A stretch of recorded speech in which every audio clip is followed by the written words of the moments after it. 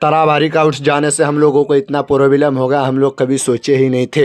अस्सलामु अलैकुम दोस्तों, कैसे हो? उम्मीद है कि ठीक होंगे। मैं आपका भाई दिल नवाज तो सुबह सुबह आ जाता है बाइसी दानिश भाई को लेने के लिए। तो बाइसी पूरब चौक आने के बाद थोड़ा सा वेट करने के लिए लग जाते हैं दानिश भाई का, और देख रहे हैं कि इतने देर में दानिश भाई भी आ जाते हैं। फिर बाइक में बैठने के बाद हम लोग निकल जाते हैं सिमलबारी चौक के लिए, और चलते चलते इतनी देर में ही हम लोग सिलमबारी घाट आ जाते हैं। सिलमबारी घाट पार करके हम लोग फिर चले आते हैं आगे की ओर। तराबारी जाने के लिए एक भी रास्ता नहीं था, तो हम लोग इस मकई का खेत से गुजरते हुए चले आते हैं। और भाई तराबारी जाने के लिए बहुत ही दिक्कत और बहुत ही मुश्किलों का सामना हम लोगों को करना पड़ा। इतनी देर में फिर देखते कि नदी के किनारे आ जाते हैं हम लोग, और तराबारी घाट आने के बाद फिर अपना बाइक हम लोग नाव के ऊपर चढ़ा लेते हैं। और नाव के ऊपर चढ़ने के लिए तराबारी घाट वालों ने हम लोगों से 50 रुपया करके लिया है। नाव के ऊपर थोड़ा सा वेट करने के बाद हम लोग इस पार आके पहुंच जाते हैं, और इतनी देर में ही देख रहे हैं कि एक गाड़ी वाला हम लोगों के सामने गिर जाता है। फिर उसको उठाने के बाद फिर बढ़ जाते हैं आगे की, और बहुत मुश्किलों का सफर करते हुए हम लोग तराबारी आके पहुंच जाते हैं। और यहाँ आने के बाद हम लोग वजू बना लेते हैं। वजू बनाने के बाद सीधे चले आते हैं मज़ार शरीफ में ज़ियारत और फातिहा खानी करने के लिए, और ज़ियारत करने के बाद फिर बाहर आ जाते हैं। बाहर आने के बाद फिर चले आते हैं हम लोग मेले की तरफ घूमने के लिए। और इधर आए तो देख रहे हैं कि बहुत ही ज़्यादा आदमी आए हुए हैं, और बहुत ही कचरा और धुल्ला भी उड़ रहा है इधर। भाई इस गर्मी में हम लोगों को चलते चलते बहुत ही दिक्कत हो गया था। हम और दानिश भाई आ जाते हैं पेड़ के पास बैठने के लिए। तो इसी के साथ ब्लॉग को भी करते हैं एंड, और दूसरे ब्लॉग के लिए भाई को फॉलो भी कर दो यार। Bye bye.